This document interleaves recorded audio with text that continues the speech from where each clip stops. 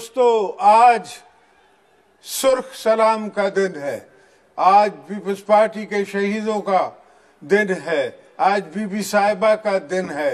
आज के दिन वो हमसे रूठ के चली गई, मगर ये हमें बता गई कि सियासत करते रहो, मुल्क के लिए लड़ते रहो। और अल्हम्दुलिल्लाह हमने उनकी ताकत से, उनके जोर से, उनकी सोच पे चलते हुए पाकिस्तान को इकट्ठा रखा और 18वीं तरमीम दी, 73 का कॉन्स्टिट्यूशन दिया, पख्तूनों को शनाख्त दी, बलोचों को हक दिया और सारे प्रोविंसेस को हक दिया।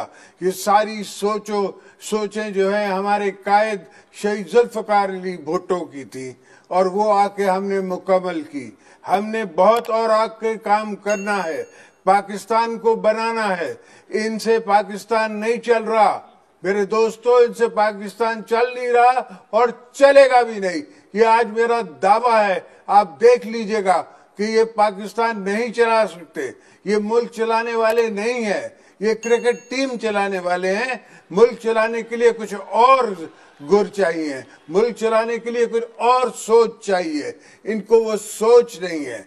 मैंने खुद एएनपी को और सारे दोस्तों को अपने साथ मिला के, जो कि हमारे मुखालिफ थे, उनको भी अपने साथ मिला के हमने कॉन्स्टिट्यूशन को दोबारा मुकम्मल किया।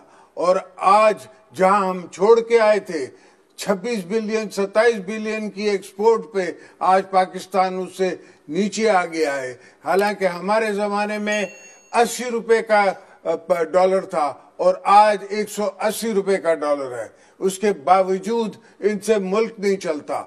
मैं आप दोस्तों से कहना चाहता हूं कि आप इतनी फिक्र न करें, इनका वक्त थोड़ा है, ये चल नहीं सकते, ये अपने जोर से खुद गिरेंगे।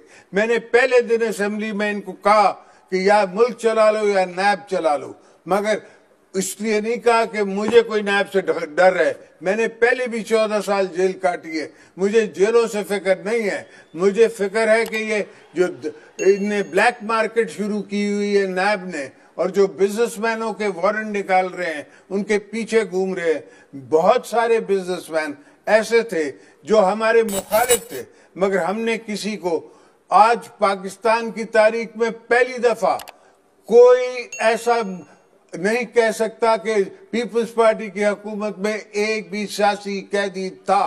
हमने एक सियासी कैदी पे नहीं रखा। हमने कभी ये नहीं सोचा कि कोई आग पीछे देखें, किसी का मुकाबला करें, कोई उनसे जवाब लें। आप गड़ी खुदा बख्श में आए हो मेरे दोस्तों, मेरे भाइयों, पीडीएफ के भाइयों और मेरे जालियों, आपको बताऊं मैं कि गड़ी खुदा बख्श हमारा सिर्फ शहीदों का मुकाम नहीं है। यहाँ बहुत से शहीद हमने दफन किए हैं जिनकी लाशें हम शनाख्त न कर सके, जो कि कारसाज पे हादसा हुआ, उसमें हम उन दोस्तों को शनाख्त न कर सके, वो भी यहाँ दफन है। तो हम कब्र से लेके हर जिंदगी पूरी जो है वो गरीबों के लिए जीते हैं, लोगों के लिए जीते हैं। और बीबी को सलाम इसलिए करते हैं कि उसने जदोजहद की, पूरी जिंदगी उसने जदोजहद में गुजार दी। उसने ना अपने बच्चों की परवाह की, ना अपने घर की परवाह की,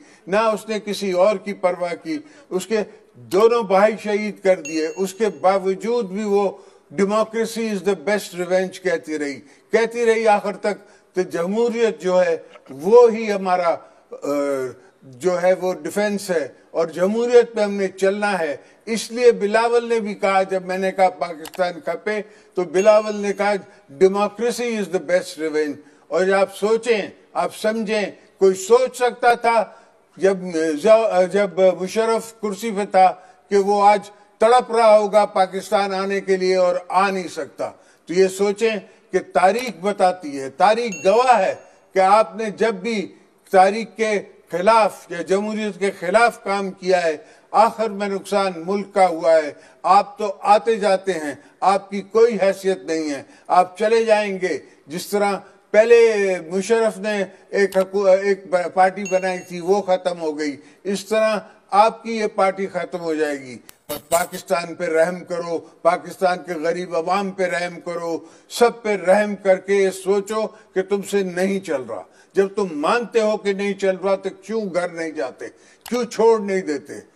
कराएं आप दोबारा इलेक्शन, निकालें अपने आप को वहां से, देखते हैं हम कि कौन जीतता है, हम देखते हैं कि कौन अवाम आपके साथ है या हमारे साथ है।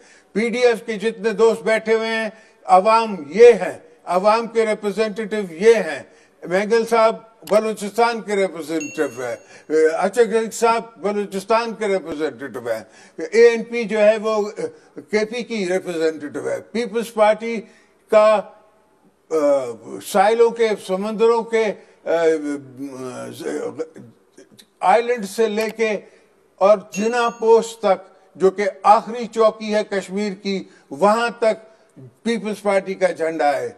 हर जगह आप चले जाएं, चाहे वो गिलगित बल्तिस्तान हो या इलाका गैर जिसको कहते थे जो अब केपी में आ गया है, वहां की अवाम हो, हर कोई भुट्टो साहब का नाम लेता है, हर कोई बीबी साहब का नाम लेता है। हर आदमी उम्मीद लगाए बैठा है कि एक दिन भुट्टो की पार्टी आएगी और हम खुशहाल होंगे। हमारे जमाने में कन की आम थी, लोगों को कीमत कम पे मिल रही थी, रोटी थी, पानी था, हर चीज थी। बावजूद इसके कि दुनिया की हमारे पर अजीब अजीब तकलीफें आई, ऐसी ऐसी तकलीफें आई जो मेरे पास वक्त नहीं है कि मैं आप दोस्तों के साथ उसके बारे में बात कर सकूं।